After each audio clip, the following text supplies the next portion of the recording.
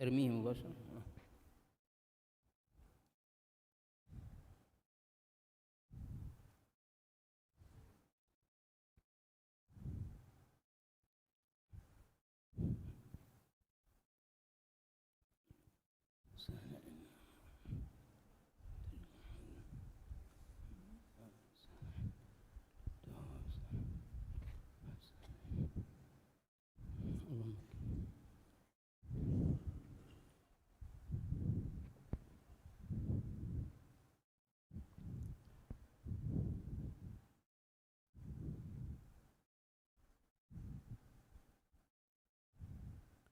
السلام عليكم ورحمة الله وبركاته.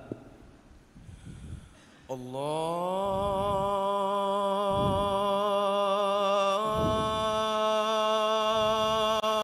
أكبر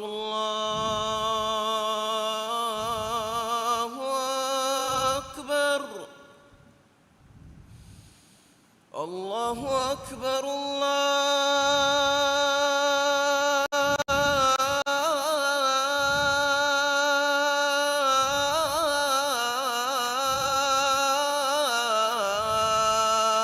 أكبر أشهد أن لا إله إلا الله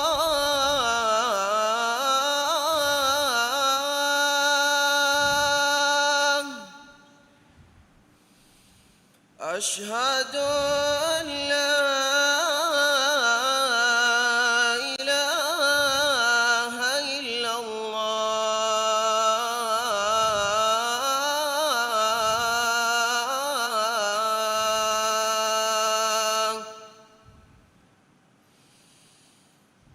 أشهد أن محمدًا رسول الله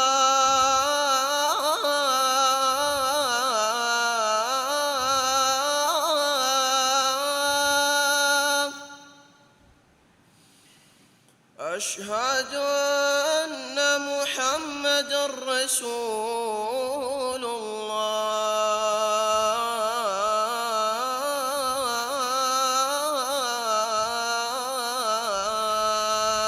الله حي على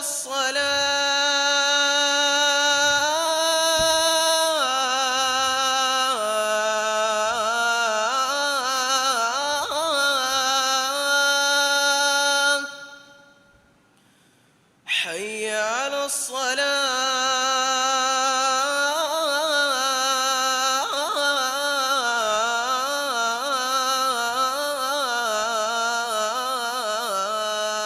الصلاة حي على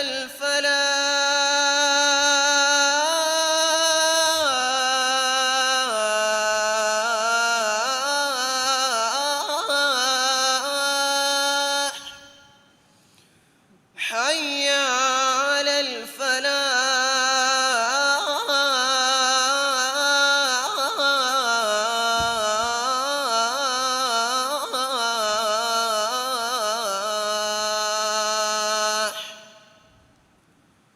الله أكبر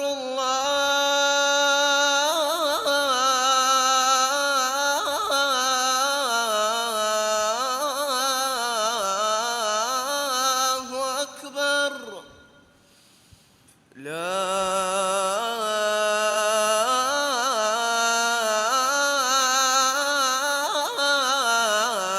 إله إلا الله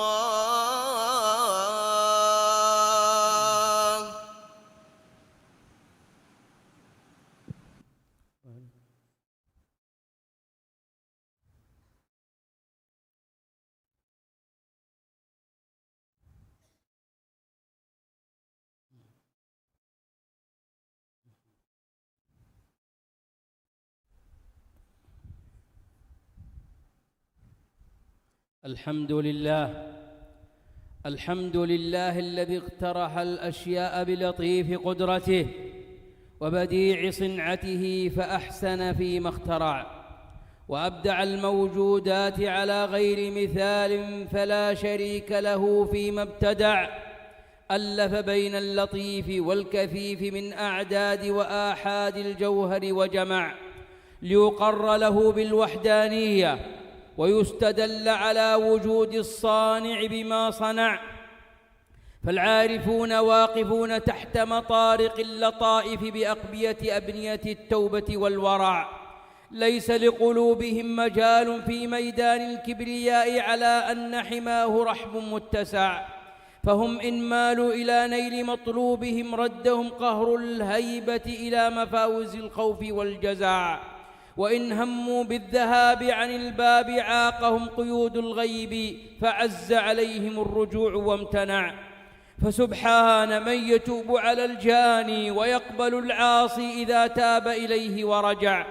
وأشهد أن لا إله إلا الله وحده لا شريك له، شهادة من أقر له بالوحدانية واعترف له بالربوبية والألوهية ولعز جلاله وجماله قد خضع.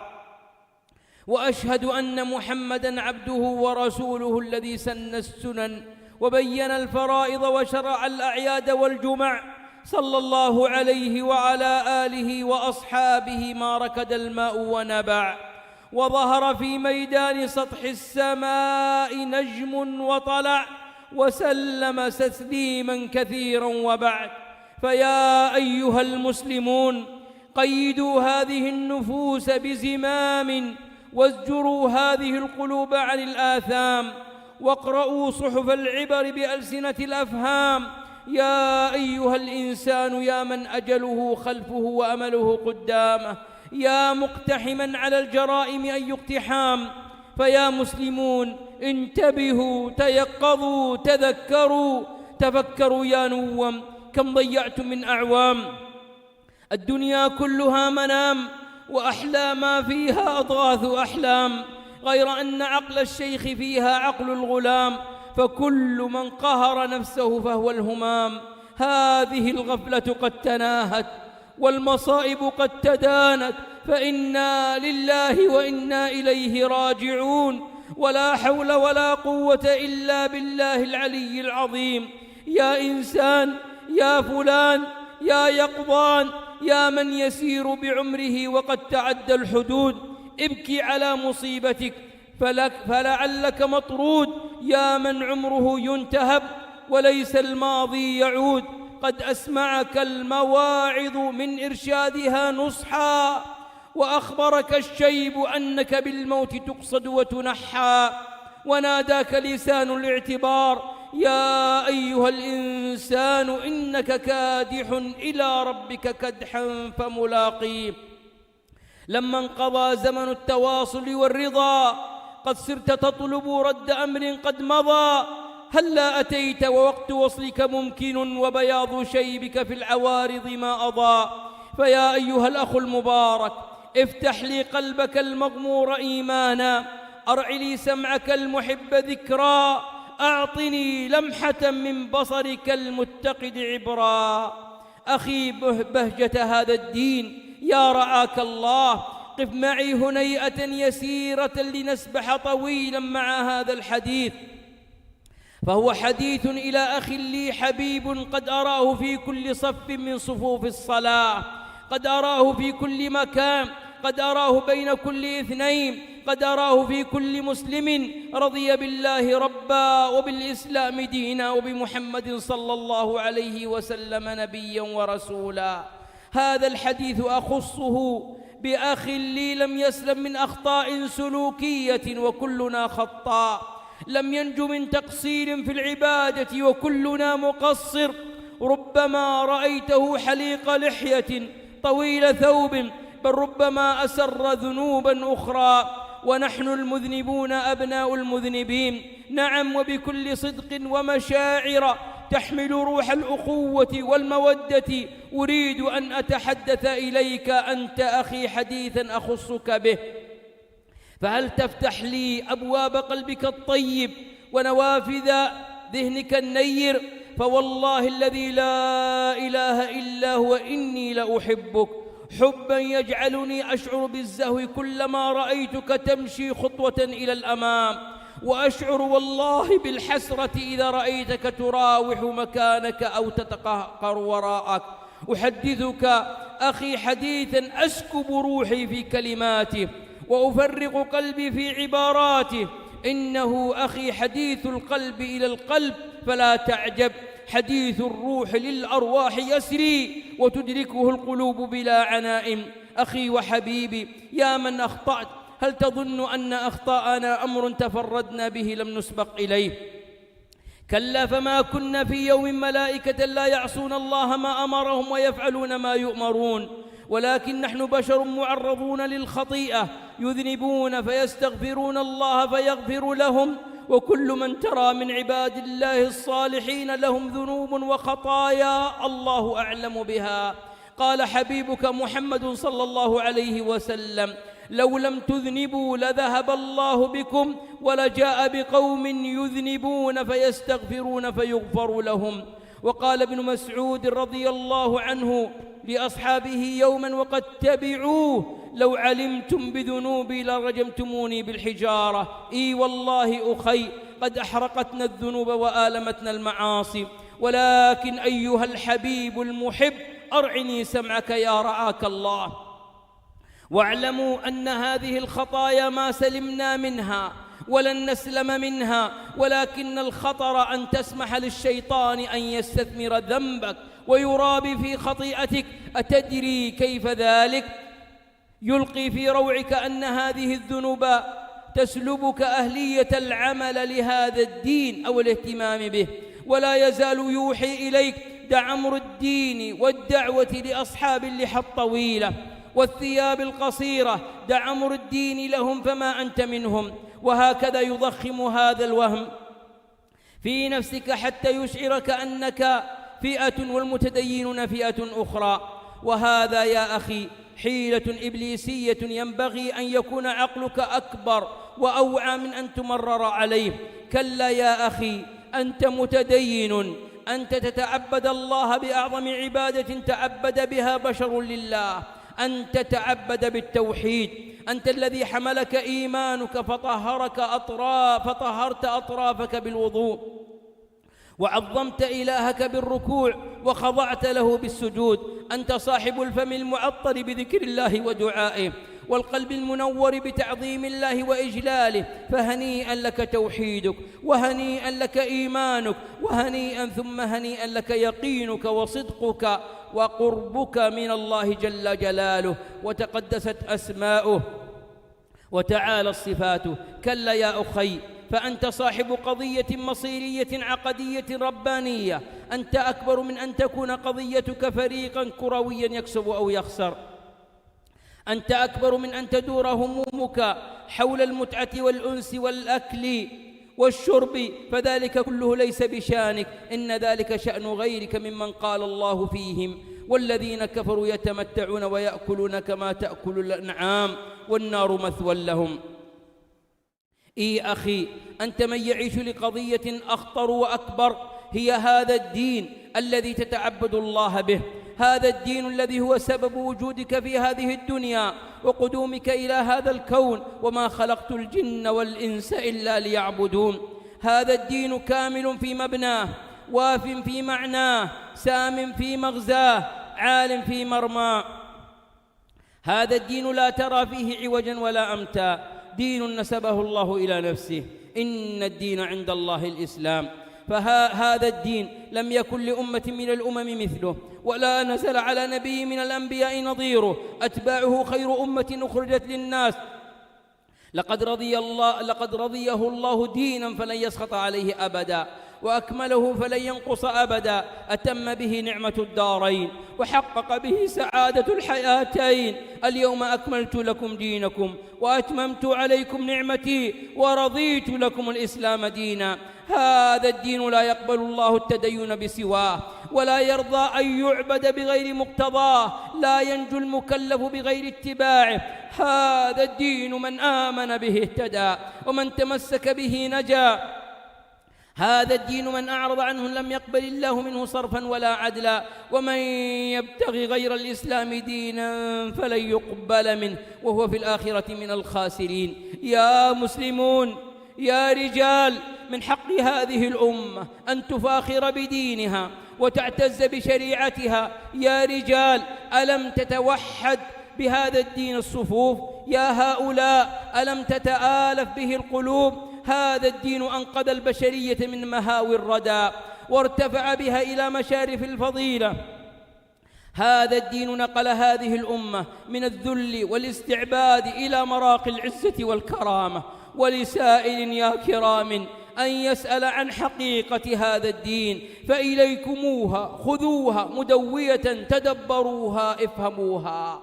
حقيقة هذا الدين نور في البصائر، صلاح في الباطن والظاهر، صدق مع الله، صدق مع الناس. من ازداد به معرفة ازداد له احتراما وتوقيرا وتعظيما. هذا الدين عقيدة صافية وإيمان عميق. هذا الدين حفظت به الحقوق ورسمت به الأحكام مع نزاهة في التنفيذ وقيام بروح العدل والمساواة واحترام الحقوق العامة والخاصة. هذا الدين قائم على جلب المصالح ودرء المفاسد مع اعتبار للأعراف والعادات. هذا الدين شمل جوانب الحياة، شمل جميع جوانب الحياة وعلاقاتها في العقائد والعبادات وفي شؤون الأسرة والمعاملات وفي الحدود والجنايات. أوضح حدود العلاقات بين الحاكم والمحكوم، وبين الحقوق نحو ولاة الأمور وأئمة المسلمين. هذا الدين إنه ينبوع الملل وأساس الديانات، فكله أحكام عادلة وإدارة رشيدة وسياسة حكيمة. ما فرطنا في الكتاب من شيء، ونزلنا عليك الكتاب تبيانا لكل شيء وهدى ورحمة وبشرى للمسلمين. إسلامنا بالأمس أنشأ أمة كانت تعيش مذلة وصغارا، فغدت بفضل الله أعظم أمة كانت لكل الحائرين منارا. وإذا اتخذنا ديننا منهاجنا فبه نربي صفوة أبرارا يشثرون دنياهم بأكرم ميتة حتى ينالوا جنة الخلد والأنهار. وإذا تعود الدار أكرم عودة وتعود ترفع في الديار الغارة. إذن أخي أعود أذكرك مرة أخرى أن تقصيري وإياك في طاعة ربنا أو خطئي وإياك في سلوكنا لا يحللنا أبدا من العمل للدين، من هذه المسؤولية الكبرى وهي العمل لهذا الدين، ولا يعفينا من هذه القضية الخطيرة وهي العمل للدين. فلا بد أن نعمل للدين. انظر يا رعاك الله إلى هذا الموقف العظيم، وأرجو ثم أرجو منك أن تنظر إليه نظرة إيمان، نظرة فاحصة يغلب فيها حب الدين. وأرجو منك أن تجعل هذا الموقف تحت مجهر بصيرتك. إنه خبر أبي محجن الثقفي رضي الله عنه. لقد كان هذا الصحابي مبتلا بشرب الخمر، فكان يجاء به فيجلد ثم يجاء به فيجلد، ولكنه لم يفهم أن شرب هذا البلاء يعفيه من العمل للدين أو القعود عن نصرته. فإذا به يخرج مع المسلمين في القادسية جنديا مجاهدا يبحث عن الموت مضانة. وفي القادسية يجاء به إلى أمير المؤمنين سعد بن أبي وقاص رضي الله عنه وقد شرب أبا محجن الخمر، فيعاقبه سعد بعقوبة شديدة على نفس أبي محجن الثقفي. أتدرون ما هذه العقوبة التي آلمت أبا محجن؟ إنها عقوبة الحبس، فلا يدخل المعركة مع المسلمين ولا يشارك في القتال. وكانت عقوبة قاسية آلمت أبا محجن أشد الإيلام، حتى إذا سمع ضرب السيوف ووقع الرماح وصهيل الخيول وعلم أن سوق الجهاد قد قامت وأبواب الجنة قد فتحت، جاشت نفسه وهاجت أشواقه إلى الجهاد إلى الجنة، فعبر عن حسرته بقيام سوق الجهاد وهو حبيس القيد والسن بقوله: كفى حزنا أن ترتدى الخيل بالقنا. فأترك مشدودا إلى وثاقها إذا قمت عنا في الحديد وعلقت مصارع دوني قد تصح المناديا. فلله عهد ألا أحيف بعهده لئن فرجت ألا أزور الخواليا.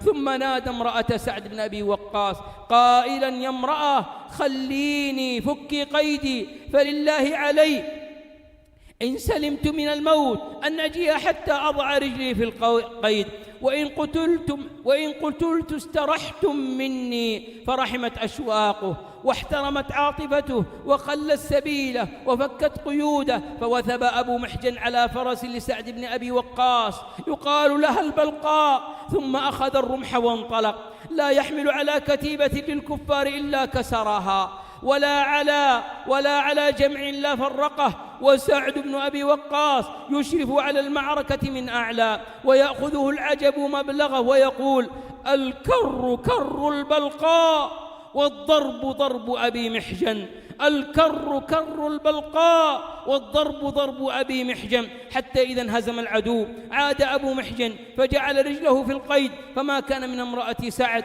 إلا أن أخبرت سعدا بهذا النبأ العجاب وما كان من أمر أبي محجن. فأكبر سعد هذه النفس وهذه الغيرة على الدين وهذه الأشواق للجهاد، وقام بنفسه إلى هذا الشارب للخمر يحل قيوده بيديه الطيبتين ويقول قم فوالله لا أجدك في الخمر أبدا. وأبو محجن يقول وأنا والله لا أشربها أبدا. فانظر أخي إلى هذا الموقف، كيف لم يعفي نفسه بالخطيئة ولم تقعده المعصية عن الولاء لهذا الدين والعمل له. فيا رجال يا مسلمون أنتم بحاجة إلى العمل للدين. العمل للدين مسؤولية الجميع، رجالا ونساء، صغارا وكبارا، شبابا وشيبة. فلله در أقوام علموا مكانة هذا الدين فقدموا في سبيل الله نصرته كل رخيص وغال، جاهدوا النفوس حتى ألزموها العمل للدين، فعاشوا أكرم عيشه وماتوا أسعد ميته. أحدهم يجاء به فيلقى في قدر مغلي بالزيت، ثم ترتعد الفرائص عند مثله وتقشعر الجلود لمنظره، فيبكي فيقال له ما يبكيك؟ فيقول إن لي نفس واحدة تلقى فتموت، وكم تمنيت أن لي أنفسا بعدد شعر جسدي كلها تلقى في مثل هذا القدر فتموت في سبيل الله حبا وعملا لهذا الدين. وآخر عبد الله بن حرام والد جابر بن عبد الله يموت في أحد شهيدا، فيكلمه ربه كفاحا ويقول تمنى يا عبدي، فيقول أتمنى أن أحيا ثم أقتل في سبيلك، ثم أحيا فأقتل في سبيلك. كل هذا حبا وعملا لهذا الدين. بارك الله لي ولكم في القرآن العظيم، ونفعني وإياكم بهدي خير المرسلين. أقول ما تسمعون وأستغفر الله لي ولكم فاستغفروه إنه هو الغفور الرحيم.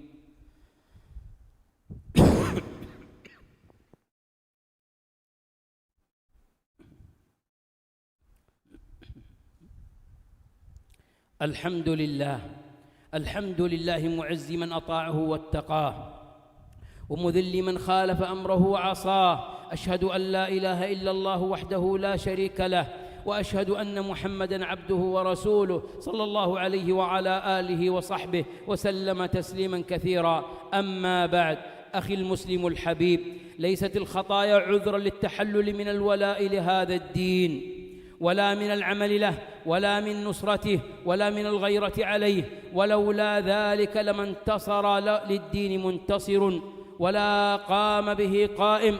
هل تذكرت أخي أنك جزء من هذه الأمة؟ هل تذكرت أخي أنك جزء من هذه الأمة التي يجب أن تكون في المقدمة في وقت تتسابق فيه الأمم في صنع المستقبل. إننا في عصر ينبغي أن نقتحمه متحدين، فهل فكرت يا أخي في إسهام حقيقي منك في نصرة هذا الدين، في العمل للدين؟ هل تذكرت أخي أن دينك هذا دين الإسلام الذي تدين الله به مستهدف بعداء مرير وكيد طويل؟ هل آلمتك مجازر المسلمين ورخص دمائهم فإذا هي أرخص من ماء البحر، واستهانة الأعداء بمدن المسلمين تباد ودولهم تبتلع، في الوقت الذي تصاب به الدنيا بالأرق لرهينة واحدة من الأعداء؟ أخي، أما أثر فيك إهانة الأعداء لكتاب الله والاستهانة بأرواح ودماء المسلمين؟ أيها الحبيب، هل فتشنا في أنفسنا جميعا وتساءلنا كم تبلغ مساحة الإسلام من خارطة اهتمامنا؟ كم نبذل للدين؟ كم نجتهد للدين؟ كم نهتم بالدين؟ هل هو قضية في حياتنا تتراءى لنا وتؤرقنا، أم قد رضينا بعبادات تحولت إلى عادات؟ إننا يا أخي إذا لم ننفر لهذا الدين بكليتنا فإنا ورب الكعبة نخشى أن ينالنا ذلك الوعيد الشديد الذي تكاد السماوات يتفطرن منه وتنشق الأرض وتخر الجبال هدا. اسمعه أخي في قول ربك جل جلاله: إلا تنفروا يعذبكم عذابا أليما ويستبدل قوما غيركم ولا تضروه شيئا. واسمع لقول ربنا وهو يقول عز وجل: يا أيها الناس أنتم الفقراء إلى الله والله هو الغني الحميد إن يشأ يذهبكم ويأتي بخلق جديد وما ذلك على الله بعزيز. واسمع لقول الباري: ها أنتم هؤلاء تدعون لتنفقوا في سبيل الله فمنكم من يبخل ومن يبخل فإنما يبخل عن نفسه والله الغني وأنتم الفقراء وإن تتولوا يستبدل قوما غيركم ثم لا يكونوا أمثالكم. أخي يا رعاك الله، هل جاهدت نفسك في طاعة الله لتتمثل الموعود الإلهي الذي يقول: والذين جاهدوا فينا لنهدينهم سبلنا وإن الله لمع المحسنين؟ هل لا تمثلت واستشعرت قول الله: واصبر وما صبرك إلا بالله ولا تحزن عليهم ولا تك في ضيق مما يمكرون إن الله مع الذين اتقوا والذين هم محسنون؟ أخي المسلم المحب لهذا الدين، أهاتفك بأمور اعمل بها لدينك وحافظ عليها تعش أبد الدهر سعيدا وتمت شهيدا وتلقى ربا راضيا غير غضبان وتخلد جنات عدن مع الحور العين. الزم الصراط المستقيم وتمسك بحبل الله المتين. حافظ على الصلوات المكتوبات وصل ما كتب لك من نوافل العبادات. صم يوما في سبيل الله، صم الاثنين والخميس و3 أيام من كل شهر. أطع أباك وبر بأمك. أتل قرآنا واحفظ سورة. اسمع شريطا إسلاميا نافعا. وزع شريطا واقرأ كتابا. اصحب صالحا واترك فاسقا. قم الليل وصم نهارا. اترك سجارة واستخدم سواكا. اسمع قرآنا واترك غناء. احفظ لسانا وقلل كلاما. اترك جدلا وقل صوابا. اخفض صوتا واعلي حقا. احترم صغيرا ووقر كبيرا. صن عرضا واحسن فرجا. وقر ربا واكرم ضيفا. سر رحما وزر مريضا. اعطي فقيرا واعن مسكينا. وزع زكاة وتصدق مالا. أرشد غاويا وانصح صاحبا. اعمل معروفا واترك منكرا. يا مسلمون يا رجال، العمل للدين عنوان السعادة وطمأنينة القلب وراحة البال. به تتم السعادة ويزول القلق والهم والأرق والضيق. العمل للدين به تقضى الحاجات وتنفرج الأمور وتزال الكروب وتنقضي الهموم. يا مسلم، من هذه اللحظة ابدأ بالعمل لدينك.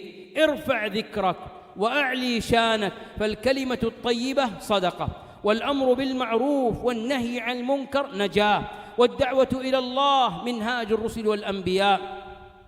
عمل قليل دائم خير من كثير منقطع.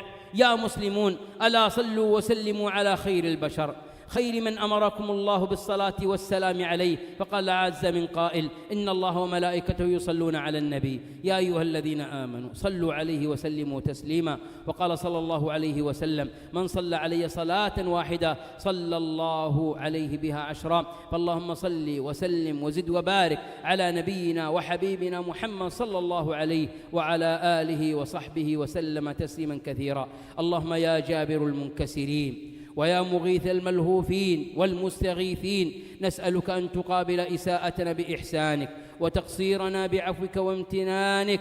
اللهم سلمنا من نفوسنا التي هي أقرب أعدائنا، وامنن علينا بالتوفيق بعمل إليك يقربنا. أتمم علينا يا مولانا ما به أكرمتنا من نعمة هذا الدين، أدم علينا إحسانك كما عودتنا. فها نحن عبيدك قد ألقينا نفوسنا بين يديك، وطمعنا بحسن وفدك وجميل رفدك فيما لديك. اللهم اجعلنا من قوم تحبهم ويحبونك ويحبون العمل لدينك. اللهم يا كريم يا جواد يا رؤوف بالعباد، يا من إذا وعد وفى وإذا أوعد عفا وجاد، نسألك الجنة وما قرب إليها من الأعمال والأقوال. اللهم يا ذا الكرم العميم، نسألك أن تدخلنا الجنة ووالدينا، وأن تمتعنا بالنظر إلى وجهك الكريم بغير ضراء مضرة ولا فتنة مضلة، وأن ترحمنا وتغفر لنا ولوالدينا ولجميع المسلمين والمسلمات الأحياء منهم والأموات. اللهم أعز الإسلام والمسلمين، اللهم أعز الإسلام والمسلمين، اللهم أعز الإسلام والمسلمين، وأذل الشرك والمشركين، وأذل الشرك والمشركين. اللهم عليك بأعداء هذا الدين فإنهم لا يعجزونك، اللهم عليك بأعداء هذا الدين فإنهم لا يعجزونك. اللهم آمنا في أوطاننا، وأصلح أئمتنا وولاة أمورنا. اللهم اجعل هذا البلد بلدا آمنا سخاء رخاء. اللهم احفظ بلاد الحرمين، اللهم احفظ بلاد الحرمين، اللهم احفظ بلاد الحرمين، احفظها بحفظك يا رب العالمين، واجعلها شامخة عزيزة عالية عاملة لهذا الدين. اللهم احفظ ولاتها من كل أمر وسوء. اللهم إنا عبيدك أبناء عبيدك أبناء إمائك، نواصينا في يدك، ماض فينا حكمك، عدل فينا قضاؤك. نسألك بكل اسم هو لك سميت به نفسك، أنزلته في كتابك، أو علمته أحد من خلقك، أو استأثرت به في علم الغيب عندك. اللهم إنا نسألك يا حي يا قيوم، اللهم نسألك يا حي يا قيوم، اللهم نسألك يا حي يا قيوم أن تنصر إخواننا المستضعفين في غزة. اللهم انصرهم نصرا عزيزا، اللهم انصرهم نصرا عزيزا، اللهم انصرهم نصرا عزيزا. اللهم إنهم عراة فاكسهم، اللهم إنهم عراة فاكسهم، اللهم إنهم جياعا فأطعمهم. اللهم لا مأوى ولا مسكن وليس لهم إلا أنت يا الله، اللهم ليس لهم إلا أنت يا الله. فيا حي يا قيوم انصرهم نصرا مؤزرا، اللهم انصرهم نصرا مؤزرا، اللهم انصرهم نصرا مؤزرا يا رب العالمين. اللهم عليك بيهود، اللهم عليك بيهود الغاصبين، اللهم اجعلهم عبرة لمن يعتبر، اللهم اجعلهم عبرة لمن يعتبر. اللهم ربنا كما أهلكت عادا وثمود، كما أهلكت فرعون وقارون، فاللهم عليك باليهود، اللهم أهلكهم، اللهم أهلكهم يا رب العالمين. اللهم في هذه الساعة المباركة،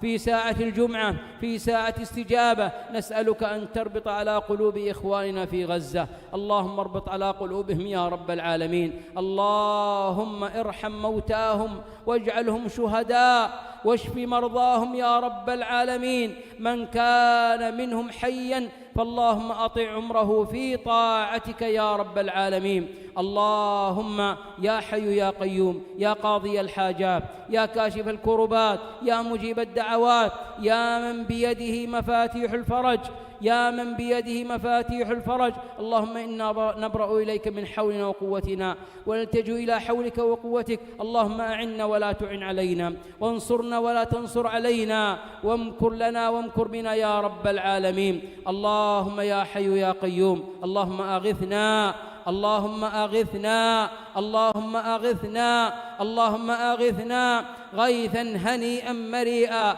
سحا غدقا جللا. اللهم أغثنا غيثا هنيئا مريئا سحا غدقا جللا.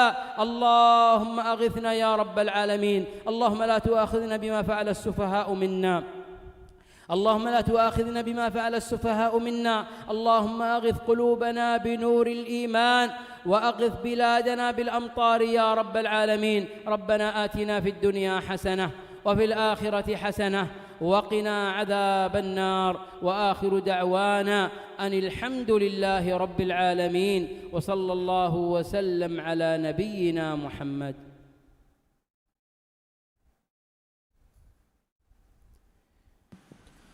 الله أكبر الله أكبر، أشهد أن لا إله إلا الله، أشهد أن محمدًا رسول الله. حي على الصلاة، حي على الفلاح، قد قامت الصلاة، قد قامت الصلاة. الله أكبر الله أكبر، لا إله إلا الله. استووا، اعتدلوا، ساووا صفوفكم، سدوا الخلل. الله أكبر.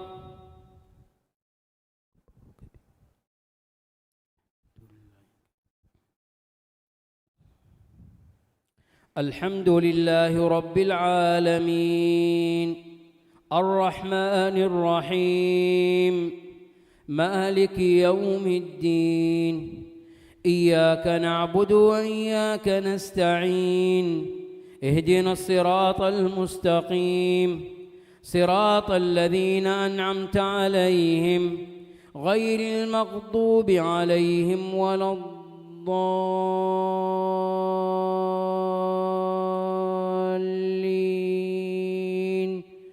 آمين. قد أفلح من تزكى وذكر اسم ربه فصلى، بل تؤثرون الحياة الدنيا والآخرة خير وأبقى. إن هذا لفي الصحف الأولى، صحف إبراهيم وموسى. الله أكبر.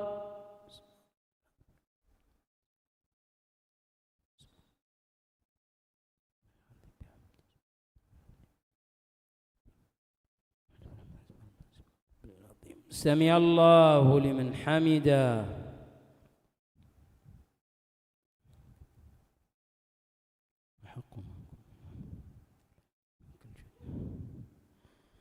الله أكبر.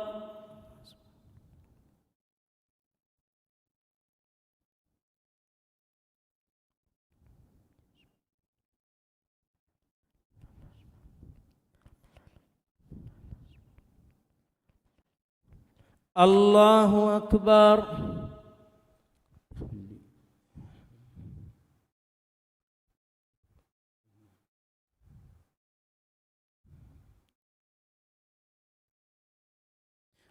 الله أكبر.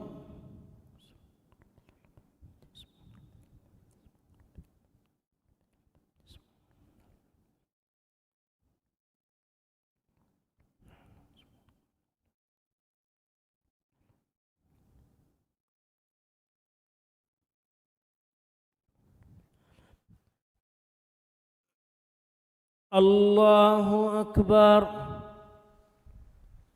الحمد لله رب العالمين، الرحمن الرحيم مالك يوم الدين إياك نعبد وإياك نستعين اهدنا الصراط المستقيم صراط الذين أنعمت عليهم غير المغضوب عليهم ولا الضالين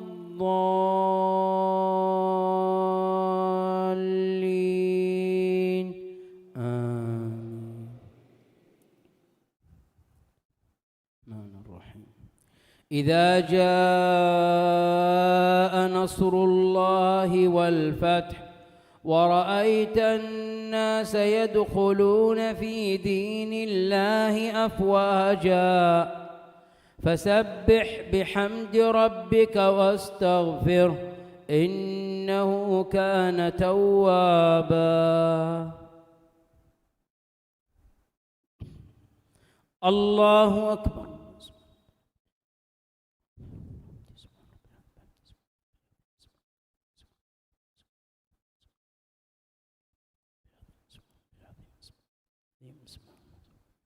سمع الله لمن حمده ولك الحمد.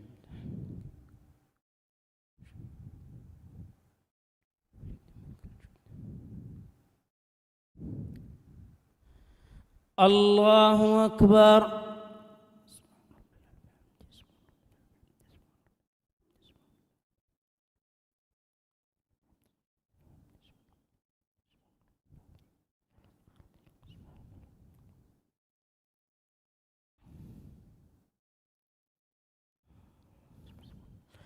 الله أكبر. ارحمني واهدني واجبرني وعافني واعطني. الله أكبر.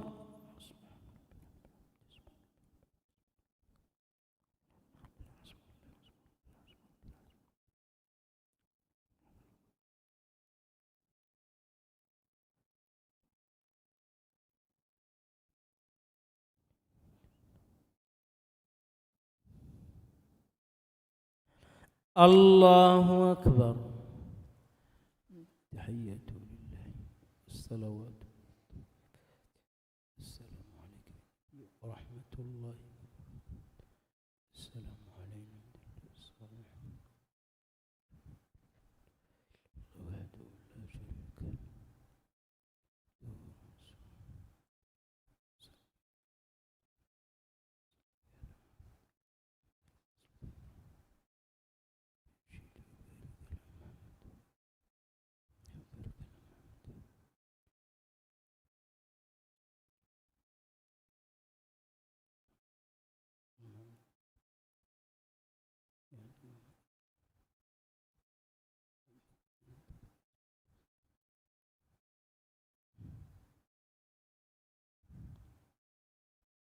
السلام عليكم ورحمة الله.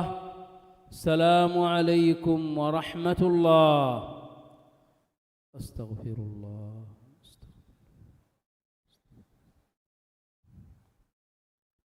السلام.